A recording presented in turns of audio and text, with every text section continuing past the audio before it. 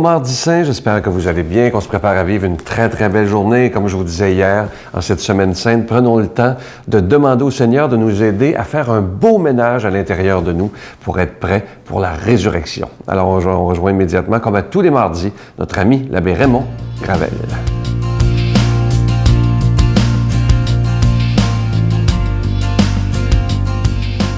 Bonjour, même si on est proche de l'été, il faut déjà penser à l'automne et à l'hiver prochain. Alors, j'ai une parabole sur la bûche. Alors, quand arrive l'automne, mon voisin a coutume de me livrer du bois de chauffage, non fendu. C'est le temps pour moi de sortir ma hache et de m'employer à fendre les bûches et à corder le bois pour le faire sécher pour l'hiver qui suit. Mais il y avait une bûche qui était pleine de nœuds, qui m'a donné du fil à retordre. J'étais incapable de la fendre. J'ai donc décidé de la garder comme ça, de la mettre sur le tas de bois, et je me suis posé la question, est-ce qu'elle va entrer dans la fournaise? Lorsque l'hiver est arrivé, j'ai pris ma patience à deux mains et j'ai mis cette bûche, j'ai réussi à la faire entrer dans le poêle. Et là, je me suis dit, qu'est-ce qui va arriver? La bûche est entrée dans le poêle et elle a brûlé toute la nuit par un soir très froid du mois de janvier. Une chaleur douce, une chaleur vivifiante durant toute la nuit. Et cette bûche m'a fait penser à certaines personnes qui nous apparaissent rudes et coriaces. Une longue suite de peurs, de méfiance, de blessures qui expliquent leur dureté. Mais il arrive parfois que ces personnes soient comme cette bûche avec plein de nœuds, capables de diffuser une tendresse vivifiante et une chaleur très importante quand elles sont reconnues dans leur beauté profonde. Même si des nœuds ont tordu le cœur de ces personnes, comme les nœuds avaient tordu le cœur de ma bûche, il est toujours possible que ces personnes aient la chance de défaire leurs nœuds pour donner de la tendresse et de la chaleur aux autres. Et pourquoi? Parce que ces personnes sont capables d'aimer. Et si on va dans une lettre de Saint Paul, où Saint Paul dit, vous savez, l'amour, là, c'est le chemin qui est supérieur à tous les autres. C'est un chemin qu'on doit tous emprunter comme chrétiens, quelle que soit la dureté de notre vie. L'amour qui est patient, l'amour qui est généreux, l'amour qui est don de soi, l'amour qui est tourné vers les autres. Et cet amour-là, nous dit Saint Paul, il ne meurt pas, il subsiste même au-delà de la mort. Ça veut dire qu'il n'y a pas une bûche ou un être humain avec assez de nœuds pour que l'amour ne puisse pas avoir raison de lui. Alors, bonne journée. Notre Père qui es aux cieux, que ton nom soit sanctifié, que ton règne vienne, que ta volonté soit faite sur la terre comme au ciel. Donne-nous aujourd'hui notre pain de ce jour. Pardonne-nous nos offenses comme nous pardonnons à ceux qui nous ont offensés. Ne nous laisse pas entrer en tentation, mais délivre-nous du mal, car c'est à toi qu'appartient le règne, la puissance et la gloire pour les siècles des siècles. Amen.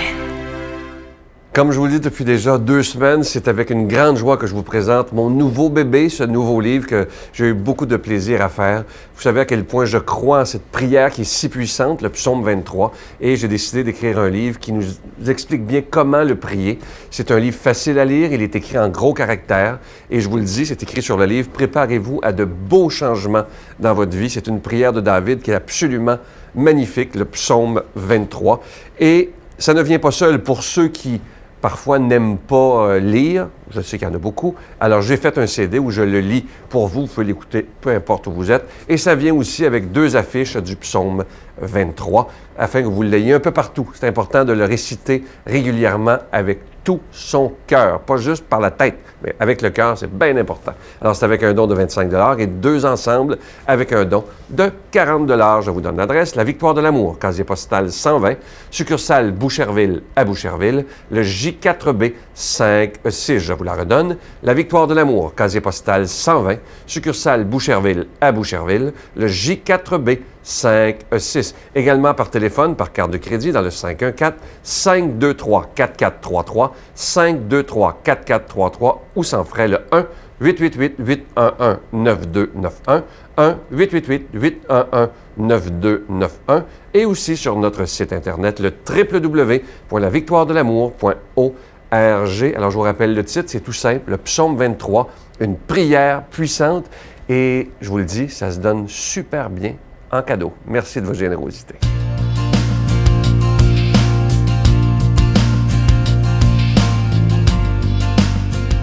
Mon Dieu, donnez-moi la sérénité d'accepter les choses que je ne peux changer, le courage de changer les choses que je peux et la sagesse d'en connaître la différence. Amen. Parole de Dieu, parole de vie, aujourd'hui pour la proclamer, Daniel Gilbert.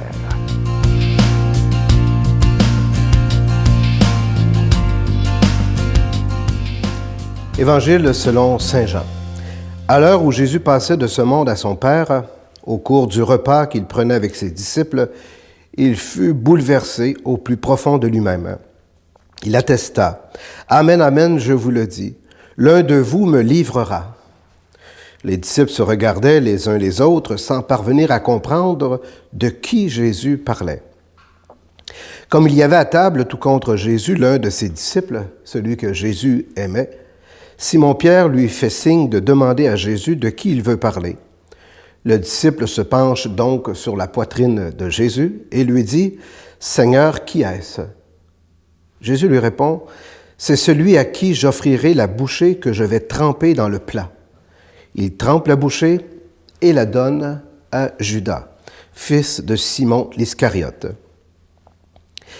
Et quand Judas eut pris la bouchée, Satan entra en lui.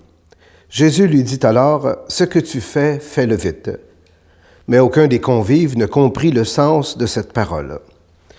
Comme Judas tenait la bourse commune, certains pensèrent que Jésus voulait lui dire d'acheter ce qu'il fallait pour la fête ou de donner quelque chose aux pauvres. Quand Judas eut pris la bouchée, il sortit aussitôt. Il faisait nuit. Quand il fut sorti, Jésus déclara, « Mes petits enfants, je suis encore avec vous, mais pour peu de temps, et vous me chercherez. J'ai dit aux Juifs, là où je m'en vais, vous ne pouvez pas y aller. Je vous le dis maintenant à vous. » Simon-Pierre lui dit, « Seigneur, où vas-tu? » Jésus lui répondit, « Là où je m'en vais, tu ne peux pas me suivre pour l'instant. Tu me suivras plus tard. » Pierre lui dit, « Seigneur, pourquoi ne puis-je pas te suivre maintenant? Je donnerai ma vie pour toi. » Jésus réplique, « Tu donneras ta vie pour moi? Amen, amen, je te le dis. Le coq ne chantera pas avant que tu m'aies renié 3 fois. » Acclamons la parole de Dieu. Alors, bon matin à chacun et chacune d'entre vous. Alors, vous le savez sans doute, nous sommes entrés maintenant dans la semaine sainte, cette semaine qui va nous conduire à célébrer le grand mystère de la mort et de la résurrection de Jésus.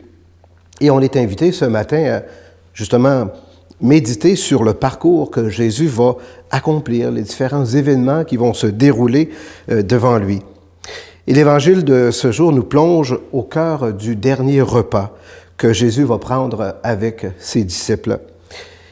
Et je ne sais pas, vous avez remarqué, bon, c'est un repas de Dieu, hein, mais on a l'impression qu'il y a une espèce d'ambiance, de mystère, d'inquiétude qui plane au-dessus de ce dernier repas.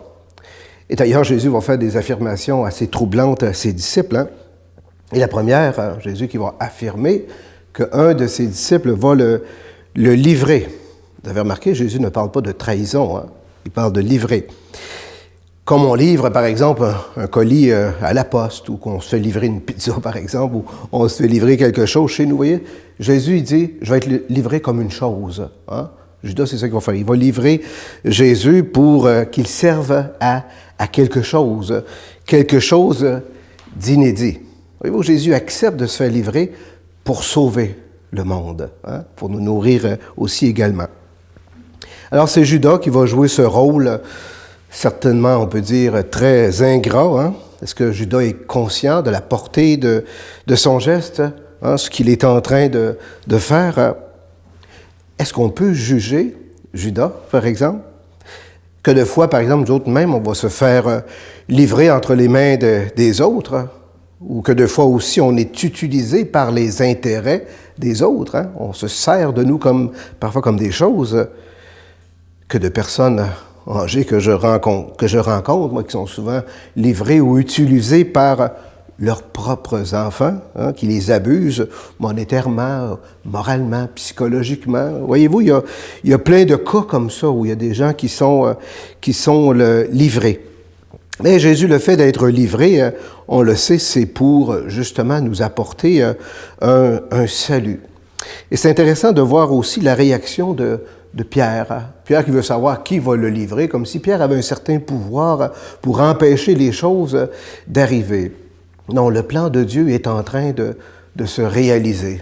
Des fois, nous autres aussi, il y a des événements comme ça, et qu'on est impuissant pour changer le cours des choses. Mais le projet de Dieu est quand même en train d'advenir. C'est ça qui est important. Hein? Pierre, qui va, lui, imaginez-vous, renier Jésus par 3 fois, il n'est pas mieux que Judas. On n'est pas là pour juger, autrement dit, personne, mais de faire confiance au Seigneur qui est en train, tranquillement, par ce chemin-là de foi qui va le guider sur la croix, il est en train de préparer notre propre salut. Donc, ça nous invite, je dirais, quelque part, à une certaine indulgence envers les Judas puis les Pierres de ce monde qu'on peut rencontrer. Mais la bonne nouvelle pour nous autres ce matin, c'est vraiment le Seigneur qui vient nous rencontrer en ce début de Semaine Sainte, puis qui nous dit toujours, faites-moi confiance, suivez-moi. Hein? Changez pas les plans de Dieu, mais suivons-le sur le chemin de la passion. Alors on va demander au Seigneur ce matin qu'il nous donne cet esprit qui nous permet d'avoir confiance, peu importe les événements que nous avons à vivre, et que le Seigneur vous bénisse au nom du Père et du Fils et du Saint-Esprit. Amen. Bonne Semaine Sainte à tous. Je vous salue Marie, pleine de grâce. Le Seigneur est avec vous. Vous êtes bénie entre toutes les femmes, et Jésus, le fruit de vos entrailles, est béni. Sainte Marie, Mère de Dieu, priez pour nous pauvres pécheurs, maintenant et à l'heure de notre mort. Amen.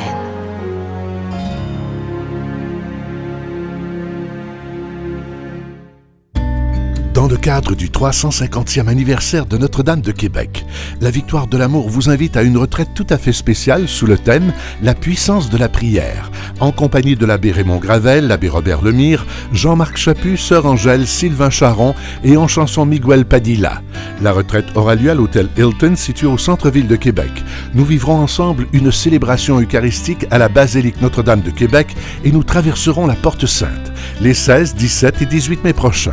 Réservez rapidement avec Voyage Intermission au 514-288-6077 ou sans frais au 1-800-465-3255.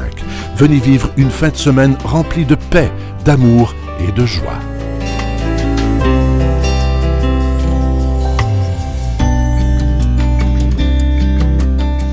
Je vous laisse avec une petite pensée ce matin, comme on le fait depuis longtemps. Ça dit ceci: il n'y a pas de gens faibles, il y a seulement des gens qui ne savent pas ce qu'ils valent. Ça, c'est tellement vrai. Et n'acceptez jamais dans votre vie des gens autour de vous qui osent vous rabaisser sans arrêt. Ça, c'est rien de plus nocif que ça. N'acceptez pas ça dans votre vie.